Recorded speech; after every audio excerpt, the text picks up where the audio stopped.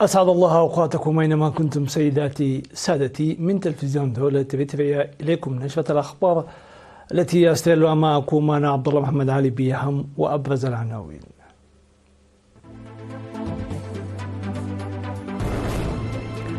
كلية ماي نفح للعلوم تخرج دفعة جديدة من طلابها. زراعة البذور المختارة ضمن برنامج الزراعة المصقرة في الدرية. الدراجة الإريتري هينوك مولو برهان يتوج بلقب طواف الصين.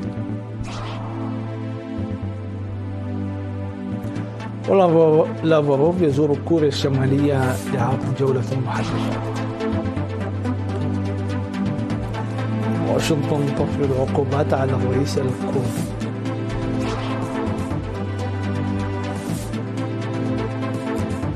وزير خارجية الصين ووزيرة خارجية كندا يبحثان العلاقات. من العناوين إليكم التفاصيل. خرجت كلية ماي نفحي للعلوم يوم أمس 12 يوليو 291 طالبا، من بينهم 148 من الإناث بشهادة البكالوريوس.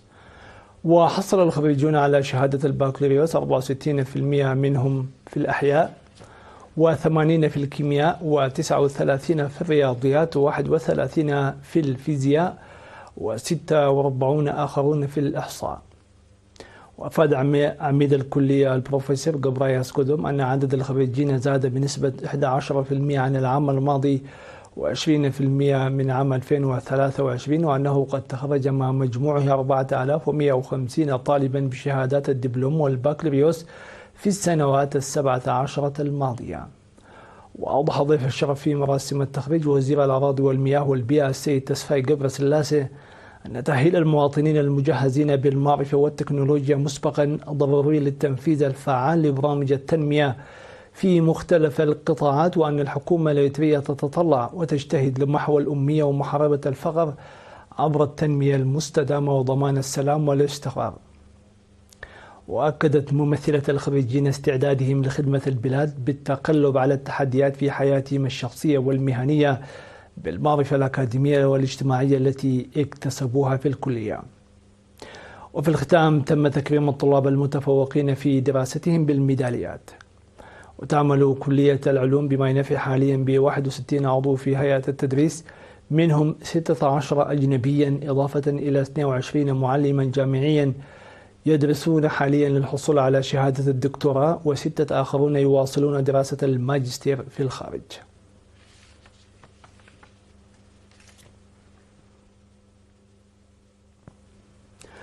تمت زراعة بذور مختارة من الذرة والقمح على مساحة 64 هكتار من الأراضي في مديرية الدريح.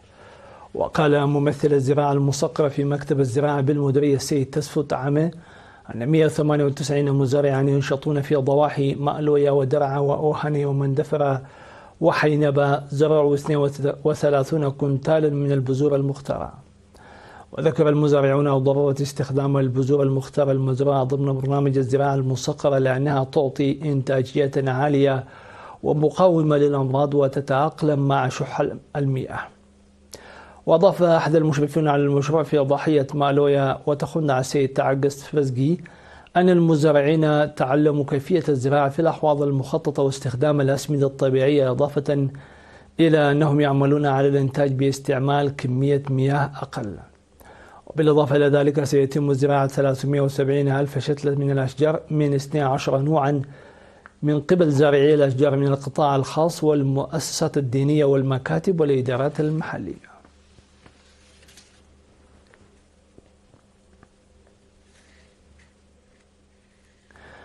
قام سكان 19 إدارة ضاحية تابعة لمديرية ملقي بحراثة مزارع أسر الشهداء. وأفاد مدير مديرية ملقي السيد زرعي برهة أنه شارك في النفير الذي نظم في 61 قرية في المديرية لزراعة مزارع 871 أسرة شهيد أكثر من 5700 مواطن. وأكد مدير إدارة ضاحية أفنترا السيد رسوم قبر مريم أن هذه المبادرة ستستمر سنويا للمحافظة على أمانة الشهداء، مذكرا أنها ليست المرة الأولى التي يقدمون فيها بمساعدة أسر الشهداء في مديريتهم. في غضون ذلك يستمر العمل بشكل جيد على توسيع مقبرة الشهداء.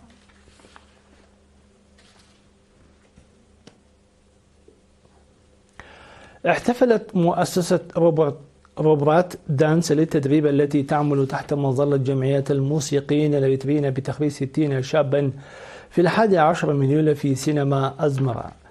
وأوضح مقدمة تدريب الفنان كحساي قبري هوت أن مهنة الرقص على الرغم من أنه مجال متطور من العلوم المتعلقة بعلم الآثار وعلم النفس والتاريخ والثقافة والتعبير الاجتماعي ويدعمه البحث والدراسة، إلا أنه تعرض لتحديات مختلفة بسبب نقص البيانات، مضيفا أن الهدف من التدريب هو قرص القيم الوطنية والثقافية والاجتماعية لدى الشباب من خلال الرقص التقليدي.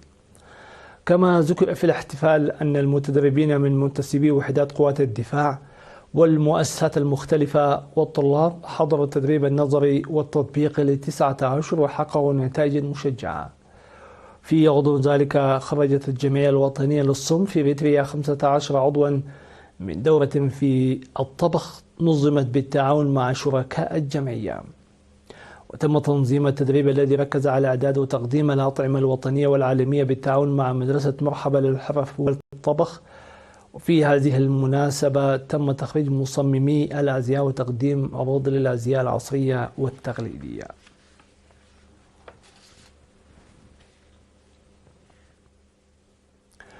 توج بطل أفريقيا 3 مرات المحترف الإريتري هينوغ مولو برهان من فريق أستانا الكازاخي بالقميصين الأصفر والأخضر في ختام الجولة 24 من سباق كينغاي الصيني اليوم الأحد.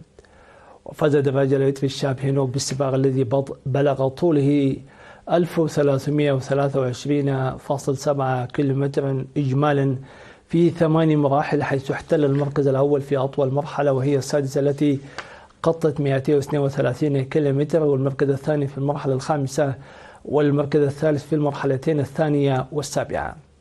كما احتل المركز الثالث أيضا في الصراع على قميص أسد العاقبة خلف الإسباني. وتنافس في هذا الحدث أكثر من 120 متسابقة يمثلون 21 ناديا بمشاركة الدراجين الإريتريين مرحاو قدس وناتنيال برهاني وإيبان يماني ومتكل إيوب وبيدرس منقس كل مع فريقه. يذكر أن الدراجة الإريتري المحترف هينوغ مولو برهان قد فاز بالقميص الأخضر في الجولة 23 من طواف كينغاي الصيني العام الماضي.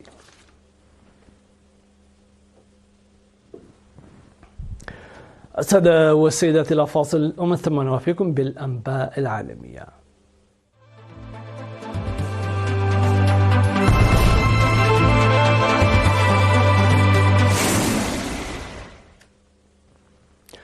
بدأ وزير الخارجية الروسي سيرجي لافروف زيارة إلى كوريا الشمالية يجري خلالها محادثات مع مسؤولين في بيونغ يانغ.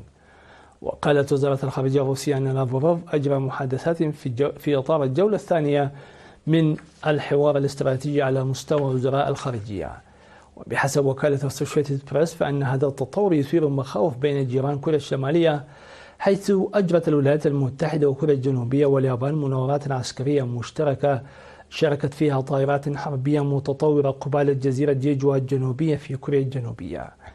وفقا لوزارة الدفاع الكورية الجنوبية فإن المناورات تهدف إلى تعزيز قدرات الردع والاستجابة في مواجهة التهديدات النووية المتزايدة.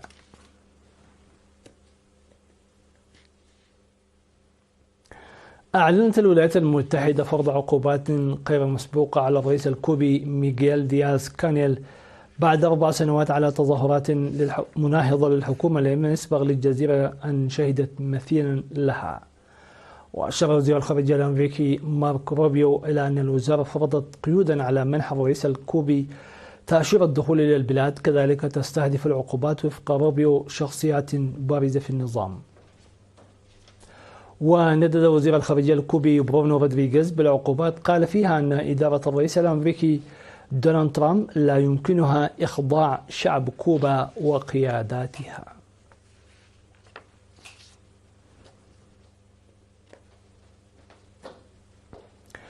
التقى وزير الخارجية الصيني وانغ يي وزيرة الخارجية الكندية أنيتا آناندا في مدينة كوالالمبور في ماليزيا.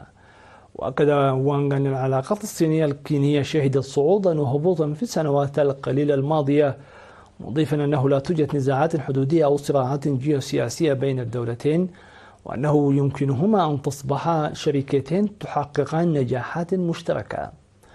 بدورها قالت وزيرة خارجية كندا أن كندا تقدر علاقاتها مع الصين، مضيفة أن الجانب الكندي مستعد للحفاظ على اتصال منفتح مع الصين وتبني سلوك لتعجيل استعادة التبادل والتعاون في مختلف المجالات من بينها التجارة والصحة والثقافة.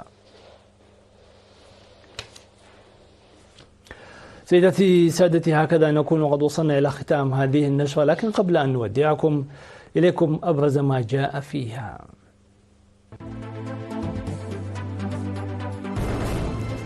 كلية ماي نفحي للعلوم تخرج دفعة جديدة من طلابها. زراعة البذور المختارة ضمن برنامج الزراعة المصقرة في عدرية. الدراجة الإلكتريكية هينوغ ملبرهان يتوج بطواف كينغ هاي الصيني. لافروف يزور كوريا الشمالية لعقد جولة محادثات. واشنطن تفرض عقوبات على الرئيس الكوبي.